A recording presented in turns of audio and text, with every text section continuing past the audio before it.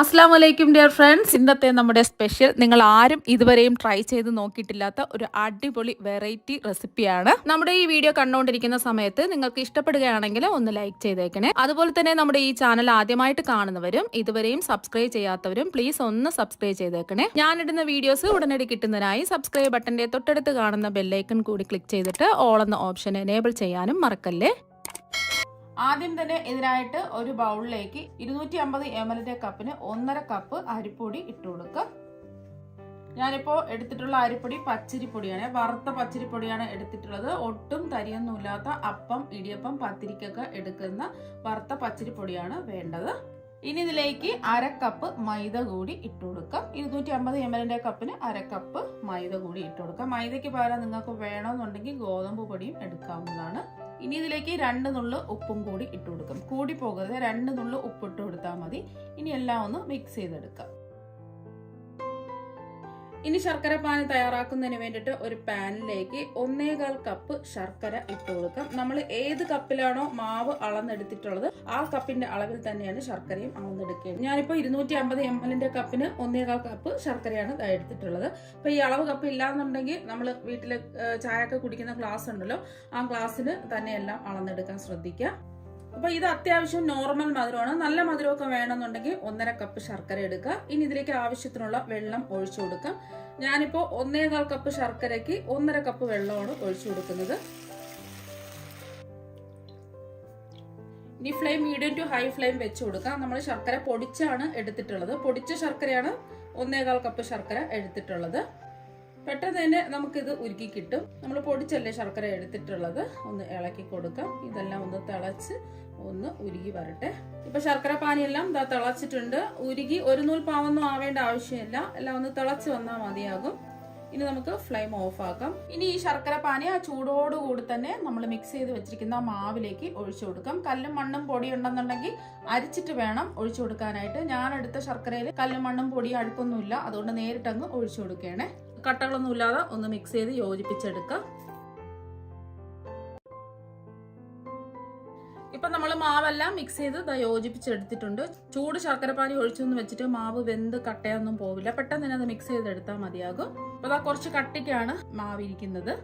ഇനി ഇതിലേക്ക് സാധാരണ പച്ചവെള്ളം കുറച്ച് വീതം ഒഴിച്ചൊഴിച്ച് മാവ് മിക്സ് ചെയ്തെടുക്കാം. ഞാനിപ്പോൾ 3/4 കപ്പ് വെള്ളം എടുത്തിട്ടുണ്ട്. ആദ്യം ഒരു 1/4 കപ്പ് ഒഴിച്ച് മിക്സ് ചെയ്യാം. കുറച്ച് വെള്ളം ഒഴിച്ച് മിക്സ് ചെയ്തെടുക്കാം. നമ്മളെടുത്ത ഓരോ വറുത്ത അരിപ്പൊടിക്കും വെള്ളത്തിന്റെ അളവ് വ്യത്യാസം ഉണ്ടാവും. അപ്പൊ അതിനനുസരിച്ച് വേണം വെള്ളം ഒഴിച്ചു കൊടുക്കാനായിട്ട്. അപ്പൊ ഇതാ മിക്സ് ചെയ്ത് യോജിപ്പിച്ചെടുത്തിട്ടുണ്ട്. വീണ്ടും ഒരു 1/4 കപ്പ് വെള്ളം ഒഴിച്ചു കൊടുക്കുകയാണ്. നന്നായിട്ടൊന്ന് മിക്സ് ചെയ്യാം. അപ്പൊ നല്ലോണം മിക്സ് ചെയ്ത് യോജിപ്പിച്ചെടുത്തിട്ടുണ്ട്. ഈ ഒരു രീതിക്ക് വേണം നമ്മുടെ ബാറ്റർ റെഡിയാക്കി എടുക്കാൻ. ഒരുപാടങ്ങ് കട്ടിയാവാനും പാടില്ല, ഒരുപാടങ്ങ് ലൂസായി പോവാനും പാടില്ല. എനിക്കിപ്പോ 1/2 കപ്പ് വെള്ളത്തിന്റെ ആവശ്യമേ വന്നിട്ടുള്ളൂ. ഇനി ഒരു മിക്സിയിലെ ചെറിയ ജാറിലേക്ക് 2 ടേബിൾ സ്പൂൺ പഞ്ചസാര ഇട്ട് കൊടുക്കുക. ഇപ്പൊ 2 ടേബിൾ സ്പൂൺ പഞ്ചസാര ഇട്ട് കൊടുത്തിട്ടുണ്ട്. ഇനി ഇതിലേക്ക് ഒരു 1/2 ടീസ്പൂൺ ചെറിയ ജീരകം ഇട്ട് കൊടുക്കാം. ചെറിയ ജീരകത്തിന്റെ ടേസ്റ്റ് ഇഷ്ടമാണെന്നുണ്ടെങ്കിൽ 1/2 ടീസ്പൂൺ ഇട്ട് കൊടുക്കുക. ടേസ്റ്റ് ഇഷ്ടമല്ലാന്നുണ്ടെങ്കിൽ ഒരു 1/4 ടീസ്പൂണെങ്കിലും ഇട്ട് കൊടുക്കുക. ഇനി ഇതിലേക്ക് 4 ഏലക്ക അതിന്റെ തൊണ്ടൊക്കെ മാറ്റിയിട്ട് എടുത്തിട്ടുള്ളതാണ്, ഇതും കൂടി ഇട്ട് കൊടുക്കുക. നമ്മളിതിലേക്ക് ചെറിയ ജീരകത്തിന്റെ പൊടിയാണ് ചേർക്കുന്നതെങ്കിൽ 1/4 ടീസ്പൂൺ ചെറിയ ജീരകത്തിന്റെ പൊടി എടുക്കുക. അതുപോലെ തന്നെ ഏലക്ക പൊടിയാണെന്നുണ്ടെങ്കിൽ പഞ്ചസാരയും കൂട്ടി ചേർത്ത് പൊടിച്ച ഏലക്ക പൊടിയാണെന്നുണ്ടെങ്കിൽ 1 ടീസ്പൂൺ എടുക്കുക. സാധാരണ നമ്മൾ ഏലക്ക മാത്രമായിട്ട് പൊടിച്ചെടുത്ത ഏലക്ക പൊടിയാണെന്നുണ്ടെങ്കിൽ ഒരു 1/4 ടീസ്പൂൺ എടുക്കുക. ഏലക്ക ആണെന്നുണ്ടെങ്കിൽ ഇങ്ങനെ പൊടിച്ചെടുക്കാം. ഇനി നല്ലോണം ഒന്ന് പൊടിച്ചെടുക്കാം. ഇപ്പൊ ഇത് നന്നായിട്ട് പൊടിച്ചെടുത്തിട്ടുണ്ട്. നമ്മളിതിൽ പഞ്ചസാര ചേർത്ത് പൊടിച്ചതുകൊണ്ട് നല്ലോണം തന്നെ പൊടിഞ്ഞ് കിട്ടിയിട്ടുണ്ട്. ഇനി നമുക്ക് അടുത്തതായിട്ട് വേണ്ടത് 2 പാളയംകുടം പഴമാണ്. നല്ല പഴുത്ത പാളയംകുടം പഴം വേണം നോക്കിയെടുക്കാനായിട്ട്. ഞാനിപ്പോൾ മീഡിയം സൈസ് 2 പാളയംകുടം പഴമാണ് എടുത്തിട്ടുള്ളത്. പാളയംകുടം പഴം ഉണ്ടെന്നുണ്ടെങ്കിൽ പാളയംകുടം പഴം തന്നെ എടുക്കുക. ഇല്ലാന്നുണ്ടെങ്കിൽ ചെറുപഴമോ റോബസ്റ്റ് പഴമോ എടുക്കാവുന്നതാണ്. പാളയംകുടം പഴം ചേർത്ത് കൊടുക്കുമ്പോഴാണ് ഒരു പ്രത്യേക ടേസ്റ്റും നല്ല സോഫ്റ്റും ഒക്കെ ഇതിനുണ്ടാവുന്നത്. അപ്പൊ നല്ല പഴുത്തിട്ടുള്ള പാളയംകുടം പഴം നോക്കി എടുക്കുക. ഇനി ഇതിന്റെ തൊലിയെല്ലാം മാറ്റി ചെറുതായിട്ടൊന്ന് കട്ട് ചെയ്തെടുക്കാം. ഇനി നമ്മൾ ചെറുതായിട്ട് കട്ട് ചെയ്തെടുത്ത പഴം ഏലക്കയും ചെറിയ ജീരകവും പൊടിച്ചെടുത്ത മിക്സില് ഇതിലേക്ക് അങ്ങ് ഇട്ട് കൊടുക്കാം. നമ്മൾ റോബസ്റ്റ പഴമൊക്കെ എടുക്കുകയാണെന്നുണ്ടെങ്കിൽ ചെറിയ റോബസ്റ്റ ആണെങ്കിൽ ഒരെണ്ണം എടുക്കുക.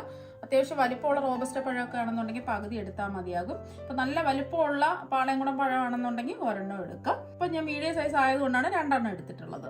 ഇനി ഇതിൽ വെള്ളം ഒന്നും ഒഴിക്കാതെ നല്ല പേസ്റ്റ് പരുവത്തിന് കട്ടകളൊന്നും ഇല്ലാതെ ഒന്ന് അടിച്ചെടുക്കാം.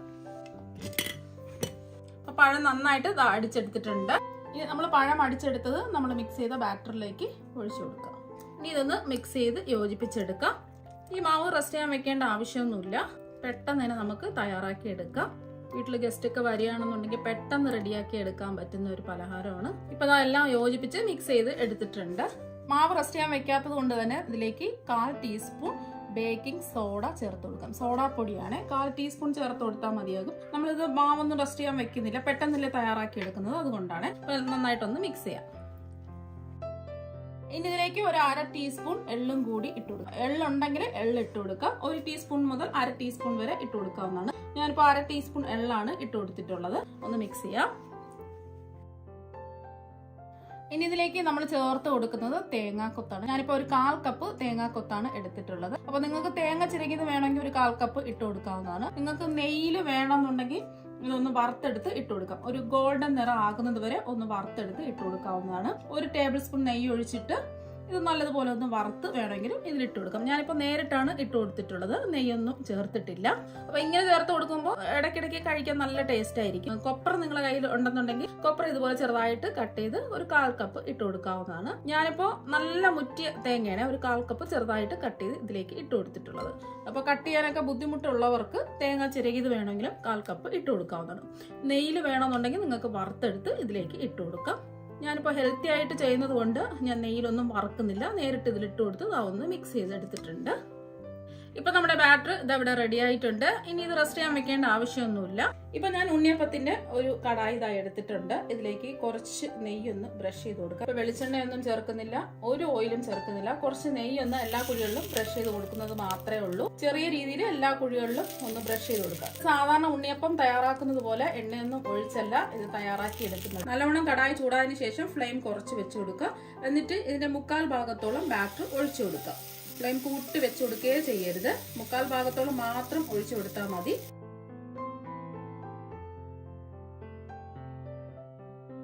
മൂടി വെച്ച് കൊടുക്കാം. ഫ്ലെയിം കുറച്ച് തന്നെ വെച്ച് കൊടുക്കാം. നല്ല ടൈറ്റ് ആയിട്ടുള്ള അടപ്പ് വെച്ച് വേണം ഇത് മൂടി വെച്ച് കൊടുക്കാനായിട്ട്. ഇതുപോലത്തെ ഹോളുള്ള അടപ്പൊക്കെ ആണെന്നുണ്ടെങ്കിൽ എന്തെങ്കിലും വെച്ച് ഒന്ന് അടച്ചു കൊടുക്കുക. ഇപ്പൊ ഞാൻ ഈ ഹോളിൽ അലുമിനിയം ഫോയിൽ വെച്ച് ഒന്ന് ഇത് അടച്ചു കൊടുക്കുന്നുണ്ട്. ഒട്ടും തന്നെ ചൂട് പുറത്തു പോകാൻ പാടില്ല.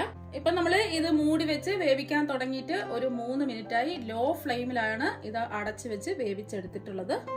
അപ്പൊ കണ്ടില്ലേ, ഇതിന്റെ പുറമൊക്കെ നല്ലോണം ഡ്രൈ ആയി. ഈ സമയം നമുക്കിതൊന്ന് തിരിച്ചിട്ട് കൊടുക്കാം. നോൺ സ്റ്റിക്കിന്റെ കടായ ആയതുകൊണ്ട് ഒട്ടും തന്നെ ഒട്ടിപ്പിടിക്കുകയൊന്നുമില്ല. ചെറുതായിട്ടൊന്ന് നമ്മൾ നെയ്യ് ബ്രഷ് ചെയ്ത് കൊടുത്തിട്ടേ ഉള്ളൂ. ഇനി വീണ്ടും മൂടി വെച്ച് ഇതൊന്ന് വേവിച്ചെടുക്കാം. ഇപ്പൊ നമ്മൾ തിരിച്ചിട്ട് കൊടുത്തിട്ട് വീണ്ടും ഒരു 2 മിനിറ്റ് ഇതാ കഴിഞ്ഞിട്ടുണ്ട്. ഇനി ഇത് തുറന്ന് നോക്കാം. ഇനി ആയിട്ടുണ്ടോന്ന് ഒന്ന് തിരിച്ചിട്ട് നോക്കാം. ഇപ്പൊ കടലിൽ ചെറിയൊരു ഗോൾഡൻ നിറമൊക്കെ ആയിട്ടുണ്ട്. ഇനി ഇതിന്റെ ഉള്ളൊക്കെ ഒന്ന് വെന്തിട്ടുണ്ടോ എന്ന് അറിയാൻ വേണ്ടിട്ട് ഒരു ടൂത്ത് പിക്ക് വെച്ച് ഒന്ന് കുത്തി നോക്കാം. ഈ ടൂത്ത് പിക്ക് മെല്ലെ ഒന്ന് എടുത്ത് നോക്കാം. കണ്ടില്ലേ, മാവൊന്നും ഒട്ടിപ്പിടിക്കാതെ ടൂത്ത് പിക്ക് നല്ല ക്ലിയർ ആയിട്ട് കിട്ടിയിട്ടുണ്ട്. അഥവാ ഈ ടൂത്ത് പിക്കില് മാവ് ഒട്ടിപ്പിടിക്കുകയാണെന്നുണ്ടെങ്കിൽ കുറച്ച് സമയം കൂടി മൂടി വെച്ച് ഒന്ന് വേവിച്ചെടുത്താൽ മതിയാകും. നമ്മൾ എണ്ണയൊന്നും ചേർക്കാതെ അടിപൊളി ടേസ്റ്റിൽ നല്ല ഹെൽത്തി ആയിട്ട് തയ്യാറാക്കി എടുക്കാൻ പറ്റുന്ന ഉണ്ണിയപ്പം ഇവിടെ റെഡി ആയിട്ടുണ്ട്. ഒട്ടും തന്നെ നമ്മൾ ഇതിൽ എണ്ണ ചേർത്തിട്ടില്ല, കുറച്ച് നെയ്യ് മാത്രമേ ചെറുതായിട്ടൊന്ന് ബ്രഷ് ചെയ്ത് കൊടുത്തിട്ടുള്ളൂ. അപ്പൊ ഇതുപോലെ ബാക്കിയെല്ലാം നമുക്ക് ചുട്ടെടുക്കാം. ഒട്ടും തന്നെ എണ്ണ ഒന്നും ഇല്ലാതെ വളരെ ഹെൽത്തി ആയിട്ട് ചെയ്തെടുക്കാൻ പറ്റിയ ഉണ്ണിയപ്പങ്ങളെല്ലാം ഇവിടെ റെഡി ആയിട്ടുണ്ട്. അപ്പം കുറച്ച് നമ്മൾ ഓയിലിൽ ഫ്രൈ ചെയ്തെടുക്കുന്നതിന്റെ അത്ര ഗ്ലേസിംഗ് ഇല്ല. ഉള്ളിലൊക്കെ നമ്മൾ ഓയിലിൽ ഫ്രൈ ചെയ്തെടുക്കുന്നത് പോലെ നല്ല സോഫ്റ്റും ടേസ്റ്റും ഒക്കെ തന്നെയാണ്. ഇനി ഇതിൽ നിന്നും ഒരെണ്ണം എടുത്ത് കാണിച്ചു തരാം. നമ്മൾ എണ്ണയിൽ ഫ്രൈ ചെയ്തെടുക്കുന്നത് പോലെ അത്ര ഗ്ലേസിംഗ് ഉണ്ടാവില്ല. ടേസ്റ്റ് ഒക്കെ നമ്മൾ ഓയിലിൽ ഫ്രൈ ചെയ്തെടുക്കുന്നത് പോലെ തന്നെയാണ് ഇരിക്കുന്നത്. അപ്പൊ ഈ ഒരു വ്യത്യാസം മാത്രമേ ഉള്ളൂ. അപ്പൊ നല്ല സോഫ്റ്റ് ആയിട്ടാണ് ഇരിക്കുന്നത്. കണ്ടില്ലേ, നല്ല സോഫ്റ്റ് ആയിട്ട് പഞ്ഞി പോലെയാണ് ഇരിക്കുന്നത്. ഇതിൽ നമ്മൾ പഴം ചേർത്തുകൊണ്ട് ഒരു 3 ദിവസമൊക്കെ ഇരിക്കുള്ളൂ. അപ്പം പഴം ചേർക്കാതെ വേണമെങ്കിലും നിങ്ങൾക്ക് തയ്യാറാക്കാവുന്നതാണ്. അപ്പൊ കണ്ടില്ലേ, നല്ല സോഫ്റ്റ് ആയിട്ട് പഞ്ഞി പോലെ ഇരിപ്പുണ്ട്. ഇനി ഇതൊന്ന് മുറിച്ചും കൂടി കാണിച്ചു തരാം. അപ്പൊ എണ്ണയൊന്നും കഴിക്കാത്തവർക്ക് ഇതുപോലെ ധൈര്യമായിട്ട് ഒരു പ്രാവശ്യം ഉണ്ടാക്കി കഴിച്ചു നോക്കുക. തീർച്ചയായും നിങ്ങൾക്ക് എല്ലാവർക്കും ഒരുപാട് ഇഷ്ടമാകും. കണ്ടില്ലേ, അകത്തൊക്കെ നല്ലോണം വെന്ത് വന്നിട്ടുണ്ട്. നല്ല സോഫ്റ്റ് ആയിട്ടാണ് ഇരിക്കുന്നത്. ടേസ്റ്റ് ഒക്കെ അതുപോലെ തന്നെയാണ്. അപ്പൊ നിങ്ങൾ എല്ലാവരും ഇതുപോലെ ഒരു പ്രാവശ്യം ഒന്ന് ട്രൈ ചെയ്ത് നോക്കുക. തീർച്ചയായും നിങ്ങൾക്ക് എല്ലാവർക്കും ഒരുപാട് ഇഷ്ടമാകും. അപ്പൊ നമുക്ക് മറ്റൊരു വെറൈറ്റി വീഡിയോ ആയിട്ട് വീണ്ടും കാണാം. താങ്ക്